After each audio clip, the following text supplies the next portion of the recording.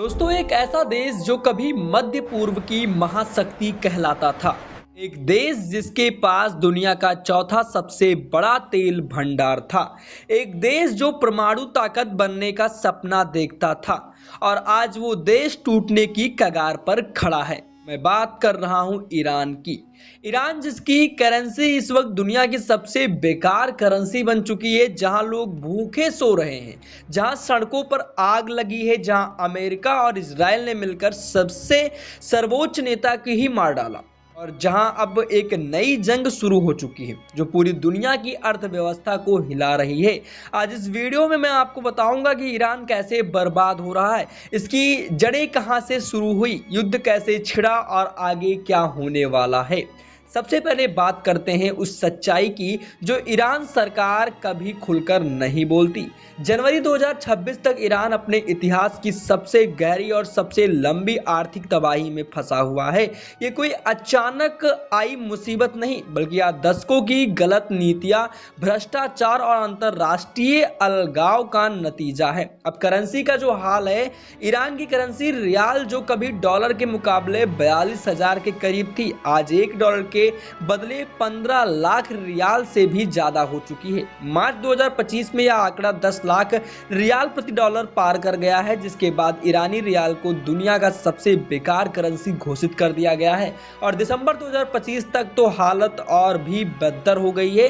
17.5 लाख रियाल प्रति डॉलर। सोचिए, जिस देश के आम नागरिक रियाल में कमाते हैं और डॉलर में खर्च करते हैं, उनकी जिंदगी कैसी होगी। महंगाई का आतंक। अक्टूबर 2025 में महंगाई दर 48.6% तक पहुंच गई। दिसंबर 2025 में 42% के करीब थी। खाने पीने की चीजें 72% महंगी हो गई। दवाइयां और स्वास्थ्य सेवाएं 50% महंगी हो गई। भुखमरी की दस्तक हो चुकी है। साल 2024 में ईरान के कल्याण मंत्रालय ने खुद माना है कि 57% ईरानी किसी न किसी रूप में कुपोषण का शिकार हैं और 70 लाख ईरानी भूखे सो रहे हैं। मांस खाना अब अमीरों का शौक हो गया है। आम आदमी की थाली से मांस गायब हो चुका है और गरीबी की रेखा की हम बात करें तो मार्च 2025 के आंकड़ों के मुताबिक 22 से 50% ईरानी गरीबी रेखा से नीचे जा रही है।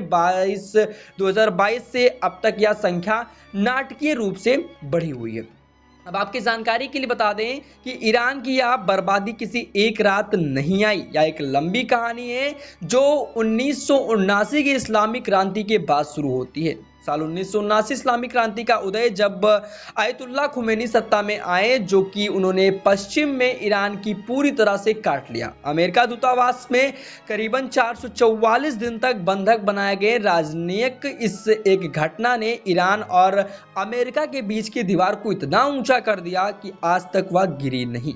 तेल पर निर्भरता जो हम बात करें तो साल 2009 में ईरान के सरकारी बजट का 60% हिस्सा तेल और गैस में था। जब भी तेल की कीमतें गिरी और प्रतिबंधों ने तेल बेचने पर रोक लगाई तो सरकार के पास पैसे नहीं बचे। ईरान का परमाणु कार्यक्रम उसके लिए सबसे बड़ी मुसीबत बन गया और अमेरिका, यूरोप और संयुक्त राष्ट्र ने ईरान पर एक के बाद एक प्रतिबंध लगाए। साल 2015 में जब ओबामा सरकार की परमाणु समझौता JCPOA के किया था तो कुछ राहत मिली थी, लेकिन साल 2018 में ट्रंप ने उस समझौते से अमेरिका को बाहर खींच लिया और अधिकतम दबाव की नीति शुरू कर दी। अप्रैल 2025 में ईरान के वरिष्ठ अर्थशास्त्री मसूद नीली ने खुलकर कहा कि ईरानी व्यवस्था दशकों के भ्रष्टाचार, उत्पादकता में कमी है और वो ओवर डिपेंडेंस की वजह से मूल रूप से टूट चुकी हैं। अब अगर हम बात करें IRGC का कब्जे के बारे में तो इस्लामिक गार्ड कॉर्प्स यानी कि IRGC ने ईरानी की अर्थव्यवस्था में एक बड़े हिस्से में कब्जा जमा लिया है। ये एक अर्धसैनिक संगठन है जो न सिर्फ सेना चलाता है बल्कि बड़े बड़े कारोबारी साम्राज्य भी चलाता है। जब देश की दौलत कुछ चुनिंदा हाथों में सिमट जाए तो बाकी लोग गरीब होते जाते हैं। ब्रेन ड्रेन यानी कि प्रतिभाओं का पलायन।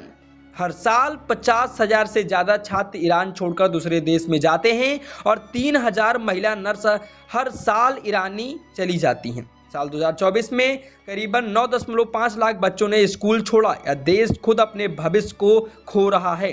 हम बात करें साल 2025 में एक ऐसी घटना हुई जिसने ईरान की चूल्हे हिला दी। आपके जानकारी के लिए बता दें 13 जून 2025 जंग का आगाज। 13 जून 2025 का इजराइल ने एक बड़ा और अभूतपूर्व हमला किया। इजरायली सैन्य विमानों ने ईरान के सैन्य ठिकानों पर, परमाणु सुविधाओं और सरकारी प्रतिष्ठानों पर हमले किए। साथ ही IRGC के टॉप लीडरशिप को टारगेट किया गया। इजराइल के प्रधानमंत्री ईरान के लोगों को संदेश दिया, या वक्त का अब अपने देश के झंडे तले एक दुष्ट और दमनकारी शासन से आजादी के लिए खड़े हो। ईरान का जवाब जो आया, ईरान ने मिसाइल और ड्रोन हमलों पर जवाब दिया कि इजराइल पर और उसके सहयोगी देशों पर हमले हुए हैं। कतर में एक अमेरिका सैन्य अड्डे पर भी हमला किया गया और 12 दिन की लड़ाई या जंग जो थी 12 दिन तक चली, जिसे 12 दिवसीय युद्ध कहा गया। और 24 जून साल 2025 में अमेरिका को कतर और मध्यस्थता को संघर्ष विराम हुआ। नतीजा क्या हुआ? ईरान की परमाणु क्षमता को भारी नुकसान पहुंचा, उसकी टॉप मिलिट्री और IRGC को लीडरशिप मारी गई और देश की सुरक्षा की कमजोरियों में सबको सामने आ गई। और सबसे बड़ी बात आई कि ईरान की पहले से तबाह अर्थव्यवस्था और भी बर्बाद हो गई। इस युद्ध के बाद ईरान में वैधता में के संकट की बात होने लगी। लोग पूछने लगे, आखिर यह सरकार हमें क्या दे रही है? दोस्तों, अगर आप सोच रहे हैं कि 2025 के युद्ध के बाद ईरान को राहत मिलेगा, तो आप गलत हैं। 28 फरवरी साल 2026 काला दिन, यानी कि 28 फरवरी साल 2026 को अमेरिका और इजराइल ने मिलकर ईरान पर फिर से हमला किया। इस बार हमला इतना बड़ा था कि ईरान के सर्वोच्च नेता आयतुल्लाह अली खामनेई मारे गए। क्या किसी की विश्वास नहीं हो रहा था कि ईरान का वह नेता जो 35 साल से सत्ता में था, जो ईरानी व्यवस्था का केंद्र था, वह अब इस दुनिया में नहीं रहा।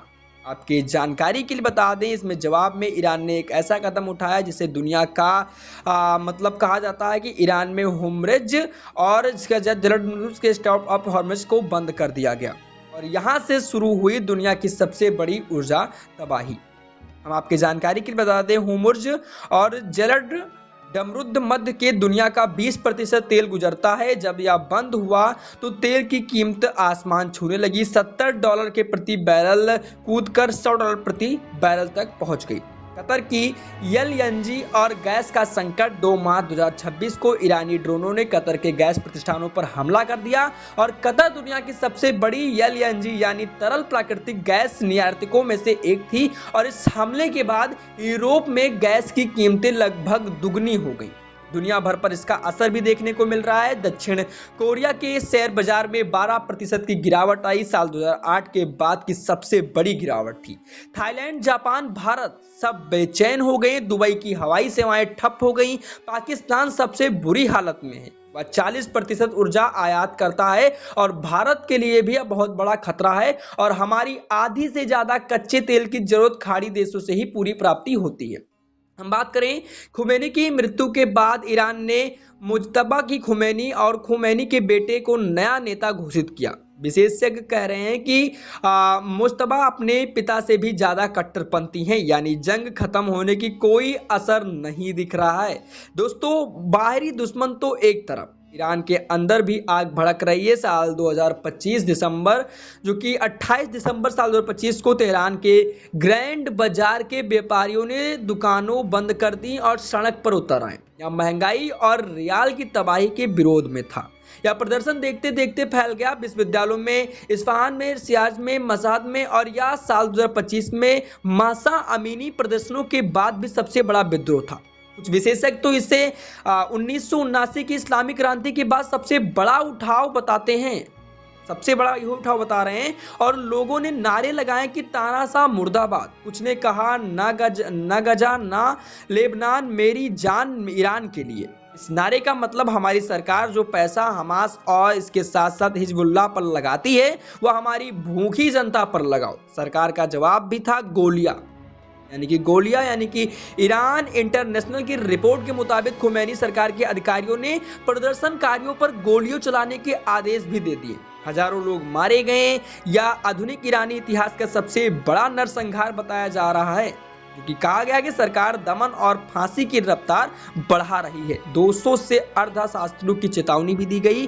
यहाँ पर बताया गया करीब 200 अर्थशास्त्री और पूर्व अधिकारी सार्वजनिक रूप से मांग कर चुके हैं कि सरकार अमेरिका और यूरोप से कूटनीति करे और आर्थिक सुधार करें और भ्रष्टाचार खत्म करे, लेकिन IRGC के कट्टरपंथियों गुट झुकने की तैयार नहीं है। पूर्व राष्ट्रपति रूहानी की बात अगर हम बात करें तो 2 जुलाई को पूर्व राष्ट्रपति हसन रूहानी ने खुलकर कहा कि इस संकट को शासन की नींव पर फिर से बनने के मौके में रूप में देखना होगा।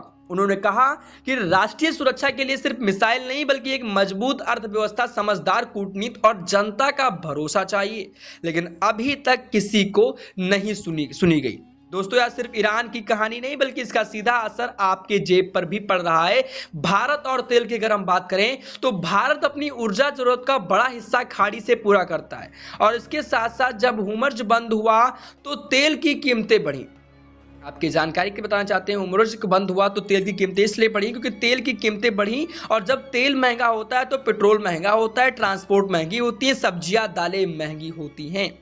रुपए डॉलर की अगर हम बात करें, जब वैश्विक बाजार अस्थिरता होती है तो निवेशक डॉलर में जाते हैं और इसका रुपया कमजोर होता है तो कमजोर रुपया मतलब हमारे आयात और महंगे। भारतीय शेयर बाजार की बात करें तो भारत यानी कि मार्च 2026 में दुनिया भर के बाजारों की गिरावट आई। भारतीय निवेशक भी इससे अछूत नहीं थे। हम बात करें, खाड़ी में लाखों भारतीय काम करते हैं, खासकर UAE, कतर और ओमान में। जब इस क्षेत्र में अस्थिरता होती है तो उनकी नौकरियां और उनके द्वारा भेजे जाने वाला पैसा दोनों खतरे में पड़ते हैं। दोस्तों, अब सवाल यह है आगे क्या होगा। हम आपके जानकारी के बदले 3 संभावनाएं हैं। पहली ये कि शासन बदलाव, अगर विद्रोह इतना बड़ा हो जाए कि IRGC भी टूट जाए तो कोई अंतरिक्ष तख्तापटल होने वाला है तो ईरान में नई सरकार आ सकती है, लेकिन यह बहुत मुश्किल है कि IRGC के पास हथियार हैं, पैसा है और जनता को दबाने की ताकत है। दूसरी है गृह युद्ध यानी कि कुर्दे और अजरबैजानी और इसके साथ बलोची और इसके साथ साथ अलगावादी आंदोलन पहले से मजबूत हो रहे हैं। अगर केंद्र सरकार कमजोर हुई तो देश को टूटने का खतरा है। तीसरा ये कि अधिक दमन और अलगाव, IRGC और नई कट्टरपंथी लीडरशिप सत्ता का काबिज कर रहे हैं, दमन जारी हो रहे हैं, इसमें ईरान और अलग थलग होता जाएगा, जनता की तकलीफें बढ़ती रहेंगी। विश्व बैंक ने अक्टूबर 2025 के अनुमान लगाया है कि साल 2025 और 2026 दोनों साल ईरान की अर्थव्यवस्था सिकुड़ेगी और महंगाई 60% तक पहुंच सकती है। दोस्तों, ईरान की यह कहानी सिर्फ किसी एक नेता की गलती नहीं है बल्कि यह दशकों की गलत प्राथमिकताओं का नतीजा है। एक देश ने अपनी जनता की भूख से ज्यादा मिसाइलों की अहमियत दी, एक सरकार ने अपने लोगों के सपनों से ज्यादा विचारधारा का महत्व दिया और अंत में वही जनता सड़कों पर है। न रोटी है, न नौकरी है, न भविष्य है। यह सोचने वाली बात है कि किसी भी देश की असली ताकत उसकी जनता की खुशहाली में होती है और मिसाइलों में नहीं। अगर यह वीडियो आपको पसंद आया हो तो इसे लाइक करें, शेयर करें, हमारा चैनल सब्सक्राइब करें। अगली बार हम आपको बताएंगे कि इस युद्ध को भारत पर क्या असर पड़ने वाला है और हम कैसे तैयार हैं। अगली जानकारी आपको वीडियो के माध्यम से मिलेगी। बाकी चैनल को आप सब्सक्राइब कर लें, अपनी राय कमेंट बॉक्स में बताकर जाइएगा। तब तक के लिए जय हिंद, वंदे मातरम।